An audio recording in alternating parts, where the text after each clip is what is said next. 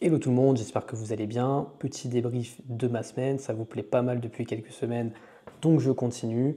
Donc voilà, c'est le petit débrief de authentique et sans filtre de ce qui se passe dans ma vie, dans ma semaine d'entrepreneur en tant que CEO d'une agence IA qui s'appelle Zenith IA et qui fait aujourd'hui entre 40 et 60 000 euros de chiffre d'affaires et qui ambitionne de faire le double d'ici de la fin de l'année. Donc, comme d'habitude, je vais vous partager un petit peu toutes les choses intéressantes qui me sont arrivées récemment. Si j'ai des petits conseils business ici et là, bien sûr, je les donne si je suis inspiré. Et puis voilà, je ne vais pas raconter ma vie plus longtemps. Et on est parti, j'ai pas mal de choses à vous raconter.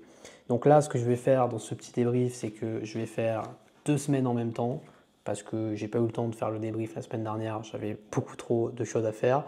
Donc je vais faire la semaine du 26 et je vais faire en même temps la semaine du 26 mai et la semaine du 2 juin et vous expliquer un peu tout ce qui s'est passé, vous faire des focus sur des choses intéressantes sur lesquelles j'aimerais partager quelque chose que j'espère être un peu, enfin des choses qui sont à mon sens un peu intelligentes. Donc déjà, j'étais très très occupé ces dernières semaines, parce que je l'avais dit dans un débrief précédent, mais j'ai un de mes associés qui était off pour des raisons de santé, bon rien de grave, mais il était off, donc je me retrouvais pour faire son taf en fait, plus le mien. Donc forcément, ça m'a ajouté beaucoup de charges de travail, notamment en termes d'appels de vente, puisqu'évidemment, c'est sur ces 2 dernières semaines qu'on a eu beaucoup, beaucoup d'appels de vente. Donc là, quand je dis beaucoup, c'est entre 20 et 30 appels par semaine. Donc, je ne sais pas si vous le voyez bien, mais toutes les lignes bleues, c'est des appels. Donc il y en a un sacré paquet pour la première semaine, et la semaine d'après, bah, c'était globalement pareil, sachant qu'il y en a aussi le matin. Voilà, donc j'étais vraiment sous l'eau en termes d'appels de vente, parce que pour ceux qui, je vais recadrer, pour ceux qui ne se rendraient pas forcément compte de ce que ça signifie en fait d'avoir autant d'appels, c'est ça prend beaucoup de temps, parce que bon, déjà le call il faut le faire, donc en fonction de si c'est du B2B ou si c'est du B2C, bon ça va prendre plus ou moins de temps, mais globalement ça prend toujours à peu près 1 heure, voire plus. Ensuite il y a tout un aspect de suivi, donc on va envoyer les ressources, envoyer ce qu'on a demandé, envoyer des mails, répondre aux questions que le prospect va nous demander, planifier un R2 s'il y a besoin de planifier un R2, coordonner les agendas, etc. Donc tout ça, ça prend du temps, envoyer tous les messages et de faire toutes ces choses-là. Donc on rajoute des heures. Ensuite, il faut remplir tous les CRM, super important parce que si vous commencez à avoir plus de 5-6 appels par semaine, en fait, vous allez tout oublier parce que dans votre cerveau, les appels vont se mélanger, vous allez plus savoir qui a dit quoi, qu'est-ce qu'ils veulent. On a dit qu'on en faisait un truc dans une semaine, 2 jours après, vous aurez oublié que vous avez dit ça, enfin bref. Donc il faut absolument tout suivre dans des CRM. Donc nous, on a plusieurs CRM en fonction de si ça concerne mon écosystème IA ou si ça concerne mon côté agence, donc avec des prospects qui veulent faire des automatisations IA. Et ensuite, bah, il faut tenir à jour ce CRM, il faut faire des relances tous les jours, des choses qu'on doit relancer. Donc tout ça, ça prend du temps, surtout quand on a 20-30 appels par semaine.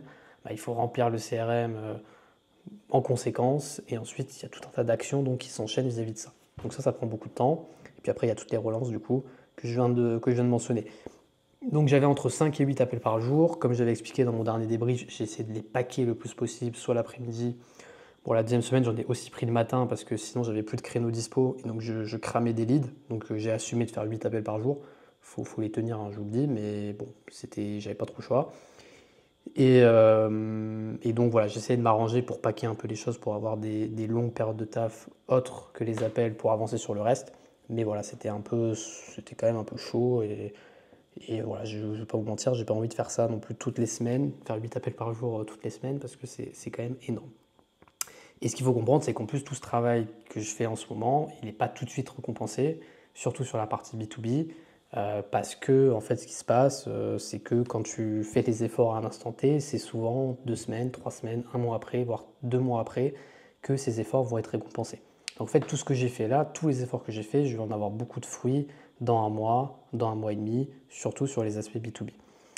Donc ça, c'est sur le premier, on va dire, le gros chantier qui m'a occupé 80% du temps ces 2 dernières semaines, c'était faire les appels en fait et gérer le suivi des appels.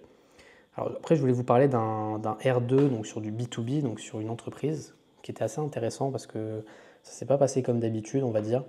C'était un cabinet de conseil, donc qui était intéressé pour une automatisation d'événementiel en fait, assez costaud, l'automatisation, assez complète, parce qu'ils voulaient organiser des events tous les mois en fait. Et on a fait un premier rendez-vous, on a fait un deuxième rendez-vous, et à l'issue du deuxième rendez-vous, la personne m'a invité à un event qui aura lieu le 17 juin, dans lequel je vais pouvoir venir et en fait continuer un petit peu le process de collaboration, de vente, le fait qu'on connecte, qu'on se fait confiance, etc. Et petit à petit, je vais lui présenter donc la solution qu'on imagine pour derrière essayer évidemment de travailler avec eux et que ça se passe bien et qu'on puisse faire plein de choses avec eux parce que c'est une belle boîte et que en tout cas ce sera un bon client. Et là, c'est intéressant du coup qu'il m'invite à ça parce que bon, non seulement le 17 juin, je vais pouvoir connecter avec lui, mais comme c'est un event, il va aussi faire venir des gens de son réseau, donc je vais aussi pouvoir parler à d'autres personnes de son réseau et peut-être que ça va amener d'autres opportunités. Donc voilà, n'hésitez pas, si vous avez des opportunités comme ça, vous faites un R2, la personne va faire un event, bah, n'hésitez pas à venir parce que vous allez pouvoir, si la personne vous a bien apprécié, elle va peut-être vous introduire à son event, à d'autres personnes qui, avec des clients, des prospects, etc., à qui vous pourriez vendre vos services et ça peut vous faire du business. Donc, on va voir ce que ça donne. Hein. Je vous ferai un débrief après le 17 juin pour voir ce que ça donne, mais bon, je trouvais ça intéressant, donc je vais vous le partager. N'hésitez pas à sauter sur ce genre d'opportunité, c'est toujours une bonne chose. Ensuite, il m'est arrivé un truc un peu particulier qui m'est pas souvent arrivé, c'est que j'ai été contacté. Enfin, j'ai quelqu'un qui a pris un appel et en fait, c'était pas un prospect classique, c'était un business angel. Voilà.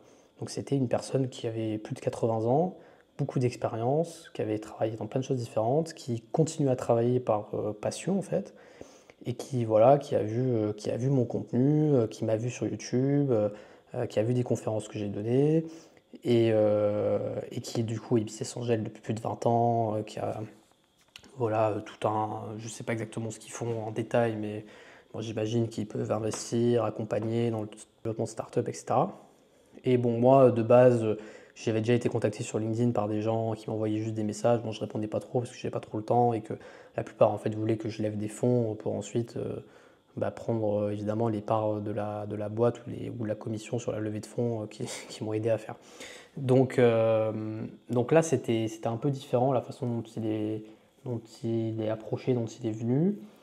Et bon, voilà, il m'a dit voilà, je t'ai vu, j'ai vu que tu étais un jeune homme pressé, que tu avais fait pas mal de choses pour ton âge. Bon, ce qui en soi est vrai.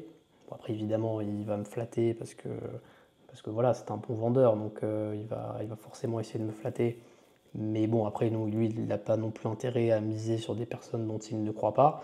Donc, a priori, il a vu quelque chose chez moi et il voulait en savoir plus sur le développement de notre activité et potentiellement nous aider sur certaines choses, s'il y a possibilité de nous aider ou pas. Mais c'est resté très flou.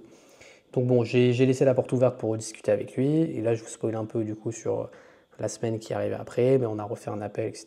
Et finalement, en discutant, en lui disant que nous, on aimerait bien avoir un ou deux grands groupes en client comme grande référence, parce que c'est assez compliqué à avoir les grands groupes. Donc là, je parle de boîte du CAC 40. Et ben, en discutant avec lui, il m'a dit qu'il connaissait des gens, qu'il avait des contacts haut placés dans certains grands groupes et que bon, il allait lundi par exemple, il voyait une de ces personnes-là et qu'il allait essayer de faire une introduction, etc. Alors ça ne veut pas du tout dire qu'il va me ramener à une boîte du CAC 40, etc. Mais en tout cas, c'est ce genre de choses qui sont possibles avec ce type de profils qui ont du réseau, qui sont plus âgés. Et peut-être qu'il va m'introduire, enfin il m'a donné les boîtes, là je ne vais pas vous les dire, mais c'est de très grosses boîtes du CAC 40. Et déjà, bon, il va voir la personne, il va poser une question, il va leur demander, voilà, est-ce que sinon vous êtes familier avec les sujets d'IA et d'automatisation, parce que par exemple il va parler avec un directeur d'innovation ou un truc comme ça. Et en fonction de ce que va dire la personne, s'il y a un besoin, s'il n'y a pas de besoin, en tout cas s'il y a un besoin, là il en profitera par exemple pour faire une introduction et pour nous donner un coup de main. Donc ça a quand même beaucoup de valeur. Et ça confirme un peu une intuition que j'avais sur le networking.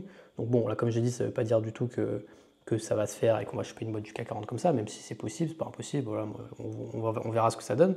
Mais ça confirme une intuition du networking que j'avais, que moi je vois beaucoup de gens qui parlent de networking, et en fait, souvent, le premier réflexe qui vient aux jeunes entrepreneurs, start-upers, quand on parle de networking, c'est faire toutes les soirées de Station F, de rencontrer plein d'entrepreneurs de notre âge et tout. Alors c'est très bien pour se faire des potes, etc. Machin. Mais d'un point de vue vraiment business et développement de son business, pour moi, c'est un peu inutile.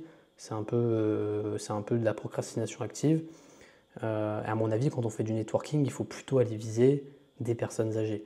Il faut plutôt aller viser des gens qui ont 50, 60, 70 ans, voire plus, et qui sont encore en activité, parce que ce sont ces personnes-là qui ont le plus de réseaux, qui connaissent le plus de monde, qui connaissent des décideurs, et qui peuvent vous faire des intros, du piston, pour aller choper des boîtes du CAC 40. Parce qu'après, une fois qu'on a une boîte du CAC 40 en client, bah, je vous assure que la vie de l'entrepreneur, c'est quand même pas la même. Donc c'est ces gens-là pour moi qu'il faut cibler. Si on fait du networking, il faut plutôt aller vers ces profils-là.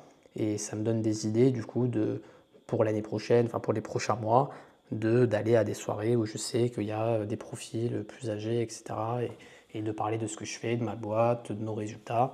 Parce que là, j'en ai un qui va me faire des intros, par exemple, à 3 boîtes du CAC 40. Donc il y a peu de chances que ça se concrétise. Si ça se concrétise, tant mieux.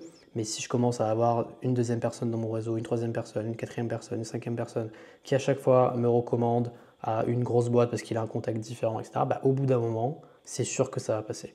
Et au bout d'un moment, c'est sûr qu'on va réussir à avoir une grosse boîte du CAC 40 en client, notamment grâce au réseau, qu'on n'aurait pas pu avoir si on n'avait pas fait attention de soigner nos relations avec ces profils-là qui sont plus âgés et qui ont plus de réseau. Voilà, donc petit conseil au passage, networkez pas avec des jeunes, networkez avec des vieux. Voilà, ça fera un bon résumé. Et dernière chose dont je voulais vous parler, j'ai plus beaucoup de batterie sur ma caméra, j'ai plus que 10%, donc je me bouge. Pourquoi je fais toujours ces vidéos à l'arrache, je ne sais pas, mais oui, je sais pas, vous voyez peut-être il est nuit là, il est presque 23 h. Je me dis qu'il fallait absolument que je la fasse avant de continuer à bosser sur d'autres trucs, mais aujourd'hui, c'était ma deadline. Donc je la fais, même si j'ai plus que 10%. Et si ça coupe, bah ça coupe, tant pis, mais elle sera faite. Mentalité d'entrepreneuriat. Sinon, dernier truc que j'ai fait, c'est que j'ai pris un week-end off après ces 2 semaines, qui étaient ultra intensives, parce que j'ai fait peut-être 60 appels de vente. J'ai pris un week-end off à Milan, je suis allé voir mon associé cofondateur Enzo, qui était là-bas, et j'ai aussi pris un week-end off du coup avec ma copine pour un peu décompresser, pour faire autre chose que du business toute la journée. Moi, je suis pas trop fan du work-life balance en général, c'est-à-dire sur ma semaine, s'il faut bosser 12-13 heures par jour, moi je m'en fous parce que j'aime bien ce que je fais. Mais de temps en temps, j'aime bien prendre des jours ou des week-ends complètement off pour tout simplement exploiter un peu cette liberté nouvelle que j'ai acquise et que je n'avais pas il y a de cela 2 ans. L'entrepreneuriat, c'est une façon d'être plus libre, c'est une façon de gagner beaucoup plus d'argent que si on était juste salarié, en tout cas par rapport à mon âge, etc. Et donc si on n'utilise jamais cette liberté, cette aisance financière pour vivre des expériences humaines avec ses proches, ceux qu'on apprécie, en n'ayant aucune limite sur ce qu'on a envie de faire et de faire ce qu'on a envie de faire, bah, c'est quand même dommage de ne pas pouvoir exploiter ces choses-là, en fait. Donc il faut quand même, je pense, de temps en temps, alors pas tout le temps, parce que sinon on est plus focus sur le développement de sa boîte, mais de temps en temps, c'est quand même bien de le faire. Et là, moi, je sais que là, ce qui m'a marqué, c'est que voilà, j'ai pris mon week-end. Ça fait partie des premiers week-ends que je prends en tant que vacances, on va dire, un petit peu. Et je sais que voilà, vu que bah, j'ai beaucoup de thunes dans mon compte en banque depuis que je fais de l'argent avec ma société depuis 2 ans maintenant, contrairement à avant où je vivais avec quelques centaines d'euros par mois, bah, je sais que ça m'a un peu choqué, mais là j'ai pu vraiment kiffer le week-end sans aucune restriction. J'ai pu aller au resto matin, midi, soir, payer sans même regarder mon compte en banque parce que je savais que dans tous les cas il n'y avait aucun souci, que j'allais pas du tout être dans le rouge ou quoi que ce soit. Et j'ai pu vraiment vivre des vacances sans aucune contrainte financière, en faisant ce que j'ai envie. Et ça, c'est une tranquillité d'esprit, une liberté que j'ai jamais eue dans ma vie, tout simplement. Donc c'est vraiment cool. Et c'est là que tu vois que tous ces efforts que tu fais, c'est pas non plus pour rien. Et qu'il y a des récompenses qui sont concrètes.